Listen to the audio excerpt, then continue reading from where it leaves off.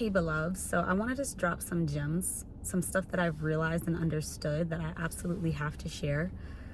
There are people that are going to be around you that genuinely do not want to see you become successful. They envy you, they are jealous, they despise your success, they get upset when you win, they don't know how to take it, they don't know how to interpret it, and they wish it was them.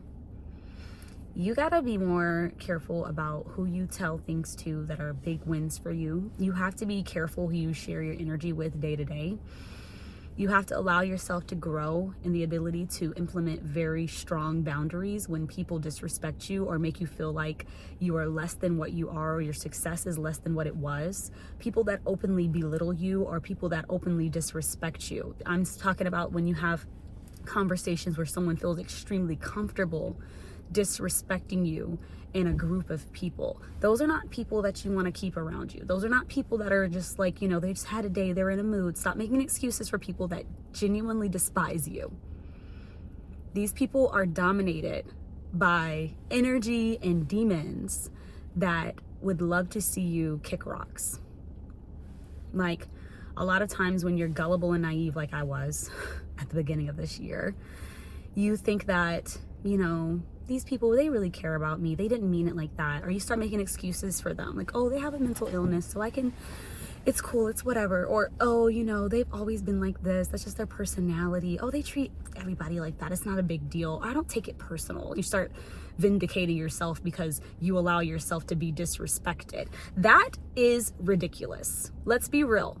You are allowing people to run all over you. You're allowing people to make you feel and look bad in front of other people. You are allowing people to make you feel insecure. You don't even realize it yet, but a month or two from now, when you finally cut them off, you're going to realize that your self-esteem is completely ruined because of them. Because you allowed them to stay in your life and made excuses for them, you're going to be 10 times more insecure and have to dig yourself out of a hole that you dug it yourself because you allowed them to stay around you too long. Some of us, especially in the religious sect of Christianity, we justify people being around us that are clearly not for us because we think that God sent them. Now, that may or may not be true. I'm not going to completely come for you because there may be some truth to that.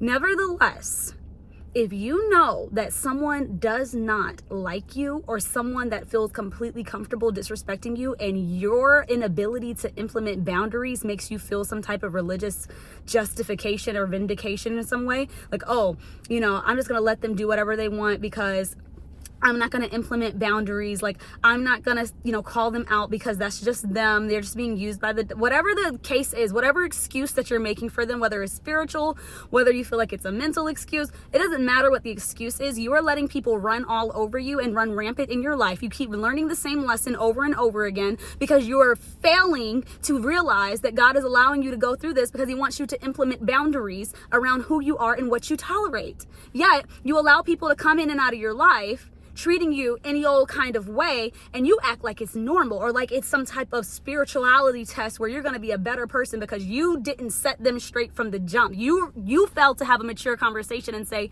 this is not what we're going to do. You're not going to speak to me like that. You're not going to embarrass me in front of these people. Listen, you can stay a part of my life. Sure, you might be a part of my life for a higher spiritual reason. Nevertheless, this is what we're not going to do. You're failing to have those conversations because you are justifying it in your mind that it is actually okay for them to treat you like that. And that is why you keep having the same type of person come into your life.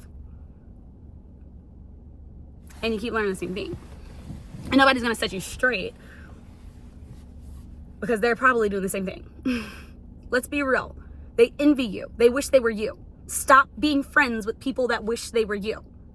Stop hanging around and, oh, you want to go out? Yeah, I want to go out. Because you're so lonely and because you have insecurities you haven't dealt with yet, you're going to choose to allow yourself to be around people that have made it very plain and very clear that they actually don't like you and wish you were dead. Let's be real. You are unhealed, and that is why you're justifying the way they're treating you. You hate them, and the next second you love them because they want to hang out with you. That's misery. I know that, like, hard love, tough love, it's real.